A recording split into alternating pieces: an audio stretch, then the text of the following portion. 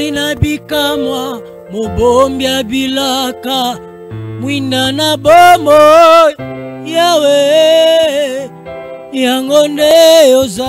Bien-aimé dans le Seigneur, permettez-moi d'acclamer celui qui donne la vie, celui qui donne la joie, celui qui donne la véritable bénédiction. Je crois que vous avez eu à suivre toutes mes vidéos par rapport à cette tranche d'émission. Les vidéos qui se sont suivies pour comprendre l'idée générale. Vous avez intérêt à suivre toutes ces vidéos. Je vous avais parlé d'abord des secrets intimes d'une vie chrétienne qui réussit. Et là, j'avais insisté qu'on devait, bien aimer dans le Seigneur, garder l'enseignement de notre Père, mais aussi d'observer les préceptes. Je vous avais révélé les secrets d'un enseignement, les choses que nous apprenons. Je vous avais révélé ça. Les gens qui réussissent dans la vie, ce sont des gens qui ont pris l'engagement de garder l'enseignement. Ce que le mentor vous a donné, ce que le papa vous a donné, ce que le grand-père vous a donné, ça constitue les secrets de la vie. Et si vous les observez, vous allez voir que vous allez réussir dans la vie. Et puis je suis venu, je vous avais parlé de la puissance de la parole. Je vous avais dit que la parole de Dieu est très puissante. Le fait seulement de la lire couramment, elle produit des choses en nous. Et je vous avais démontré comment est-ce que Israël physique était très puissant, comment les territoires conquis avaient peur d'Israël. Quand Israël venait, les gens tremblaient. Pourquoi? Parce qu'Israël physique prenait le temps d'enseigner la parole de génération en génération. C'est que nous on fait maintenant le soir, les papas, la maman, avec les enfants autour de la télévision en train de suivre les séries. En Israël, ce n'était pas ça. Le soir, avant de dormir, Israël enseignait la loi de l'Éternel à ses enfants. Et ce qui a fait que Israël physique est très fort. Aujourd'hui, les Israéliens physiques, pas nous les spirituels. Nous les spirituels, nous aimons trop de slogans, nous aimons trop crier. C'est à peine qu'on lit la parole, c'est à peine, même quand nous sommes à l'église, on prêche, on prend note, mais quand on arrive à la maison, ce dont nous avons écrit, nous ne savons même pas là où nous avons jeté notre papier, notre bloc. Nous ne savons pas, bloc-notes, nous ne savons même pas. Alors je vous avais dit qu'on devait avoir 3 attitudes autour de la parole. On doit lire la parole, chaque jour on doit lire la parole. Lire pourquoi? Pour avoir ne fût-ce qu'une information. Deuxièmement, je vous avais dit qu'on devait étudier la parole. Étudier la parole pour avoir une connaissance autour de la parole du Seigneur. Et troisièmement, on devait méditer. Méditer, c'est à savoir qu'est-ce que Dieu me dit par rapport à ces versets. Par rapport à ces versets, qu'est-ce que Dieu me dit? C'est ça, méditer. Je suis venu, je vous ai parlé de la révélation. Je vous ai dit, si la parole de Dieu nous introduit dans la bénédiction, la révélation nous met dans la stabilité. On ne peut pas entrer dans la bénédiction de l'Éternel si on n'est pas stable. Il y a des choses qu'on recevra dans notre vie chrétienne que lorsqu'on sera stable. Et après, je vous ai parlé de la prière. Mais aujourd'hui, j'aimerais qu'on puisse parler avec vous de quelque chose de bon. J'ai pris pour vous Luc chapitre 1er, le verset 8. Luc 1er, le verset 8, je lis la parole. Or, pendant qu'il s'acquittait de ses fonctions devant Dieu, selon les tours de sa classe, il fut appelé par le sort. J'aimerais qu'on parle de servir Dieu. Vous savez, je travaille pendant longtemps dans le domaine de la délivrance. Depuis que j'ai commencé le ministère, depuis que Dieu m'a appelé, je travaille dans le domaine de la délivrance.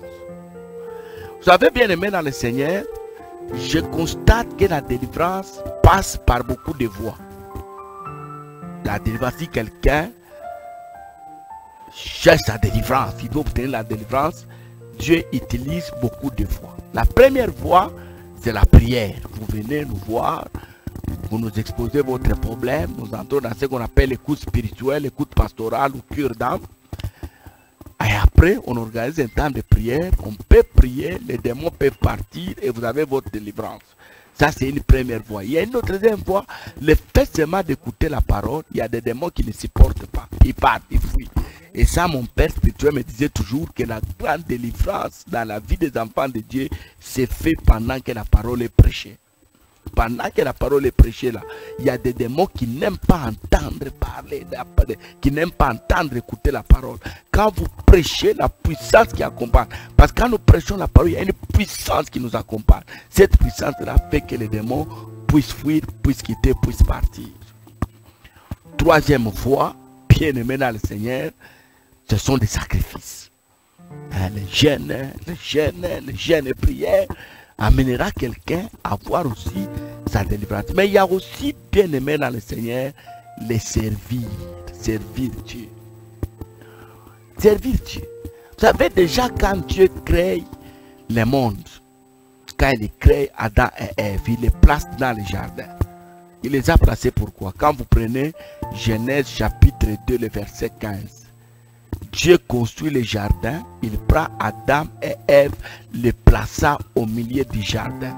Pour faire quoi? La Bible dit, pour cultiver le jardin et pour garder le jardin. Vous n'êtes pas chrétien si vous ne servez pas le Seigneur. Je l'ai toujours dit, je vais le rappeler. Le Dieu de l'église, ce n'est pas un Dieu de fidèles. C'est un Dieu de serviteurs et servantes. Vous voulez que Dieu puisse avoir une attention particulière sur vous?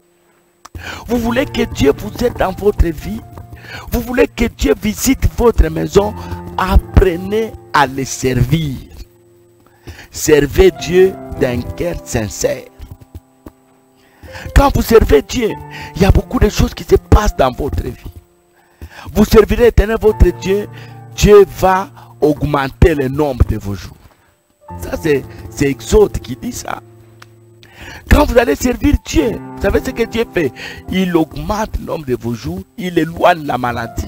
Il met vos ennemis en déroute. Il bénit votre pain, il bénit votre eau. Vous comprenez? Quand vous servez Dieu bien-aimé dans le Seigneur, oh, je vous dis, dans votre pays, il n'y aura ni femme stérile, ni femme qui avorte. Donc, servir Dieu, c'est vraiment un moyen efficace par lequel nous sommes bénis. Nous avons des serviteurs debout, nous avons des serviteurs assis. Les serviteurs debout, c'est nous là, on nous voit là en œuvre, en train de prêcher. Mais il y a aussi des serviteurs assis. Vous avez l'impression comme s'ils ne font rien, mais dans l'ombre, ils sont en train de faire beaucoup de choses. Ils servent Dieu avec leurs moyens. Il y a des églises qui sont construites parce que les gens qui sont assis ont donné les moyens, ils ont financé la construction d'un temple. Ils ont soutenu les hommes de Dieu, la tenue des croisades, des prédications, des évangélisations, campagnes d'évangélisation a été soutenue par ces gens-là. Dieu veut voir les gens qui les servent. La Bible dit, il n'est pas injuste pour oublier le travail que nous avions fait. Ayant rendant encore le service, le travail au sein. Dieu n'est pas injuste. J'aimerais dire à toi qui m'écoutes aujourd'hui, c'est vrai, tu es chrétien. C'est vrai, tu pries déjà beaucoup. C'est vrai, tu médites la parole. Qu'est-ce que tu fais dans la maison de Dieu? Écoute l'exemple que je vais vous donner. Vous savez pourquoi au stade, il y a beaucoup de bruit? Vous savez pourquoi au stade, il y a beaucoup de bruit? Parce qu'au stade, là, quand vous regardez un match de foot, vous allez voir que les acteurs sont moins nombreux que les spectateurs. Quand vous regardez à la tribune, vous regardez pour tout dans les corbeilles, vous allez voir que c'est plein, les gens qui sont là seulement en train d'observer. Mais sur le terrain, c'est 22 joueurs. Si on prend l'arbitre, on prend les juges de touche, le commissaire au match, les arbitres assistants, vous allez voir que ces gens-là n'atteignent même pas le nombre de 25 ou 30 personnes. Donc ceux qui sont en activité, ils sont 30. Ceux qui sont en train de juger les 30 là, ils peuvent être même à 10 000. Parce qu'il y a des stades qui remplissent 10 000, 20 000 personnes. Et regardez le bruit, hein, quand les choses ne marchent pas, pendant que ceux qui sont sur le terrain sont concentrés, cherchant les ballons, comment marquer, les autres là en train de crier. C'est la même chose aussi dans nos églises.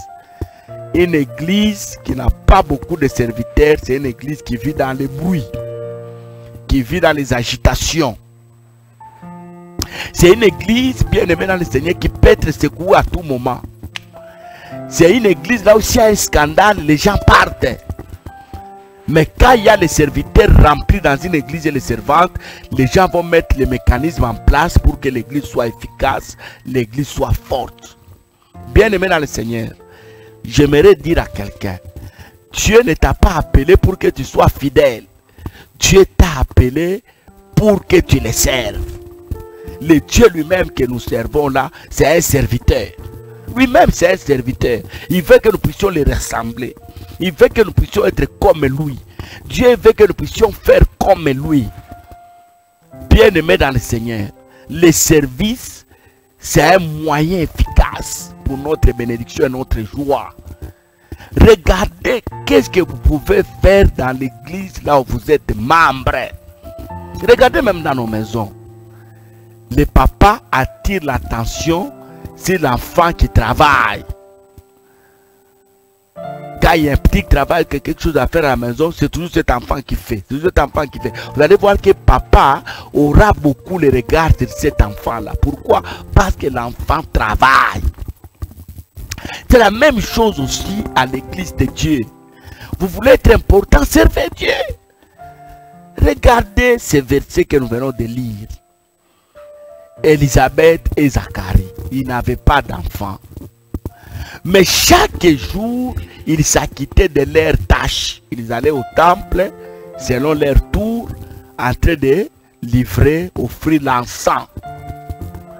Et c'est pendant qu'ils s'acquittaient de cette tâche-là que Dieu est venu les visiter, leur dire que voilà, vous allez mettre au monde l'enfant qui s'appelle Jean-Baptiste.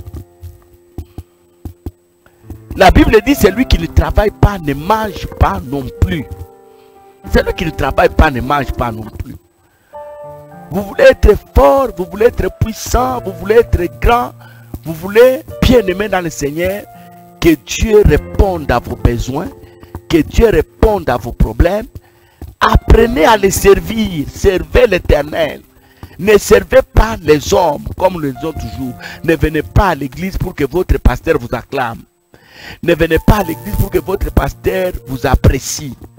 Venez rendre l'œuvre, venez travailler, rendre service à l'Éternel. C'est ce que Dieu veut.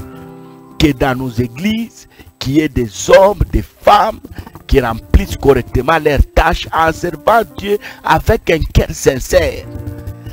L'homme n'a rien à te donner. J'aimerais que tu mettes ça dans ta tête. L'homme que tu vois n'a rien à te donner. N'a rien à te donner. Mais quand vous servez Dieu, Dieu va résoudre vos problèmes. Et vous pouvez même avoir votre délivrance passant par le travail. Passant par le travail.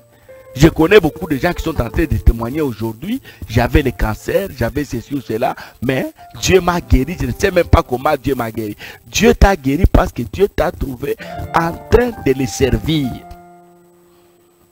Donc je répète encore, votre délivrance peut se passer par la prière, votre délivrance peut venir par les offrandes, votre délivrance peut venir par les sacrifices, mais le service c'est un moyen efficace qui garde en intimité avec Dieu. Et si vous vous mettez à servir Dieu, vous allez voir que même péché, ça va diminuer.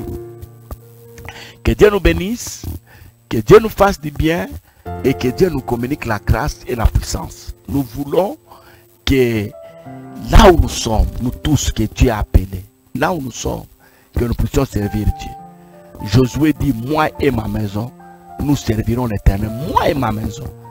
Moi et ma maison, c'est-à-dire les maris, la femme et tous les enfants sont au service de l'Éternel. Arrangez votre programme, regardez dans votre relation avec Dieu, prenez l'engagement de les servir et vous ne serez jamais confus. Apôtre Massat, Église évangélique Man Caché, ministère de vie. N'oubliez pas de vous abonner, n'oubliez pas de visualiser la vidéo et n'oubliez pas de la partager. Que Dieu vous bénisse et à la prochaine.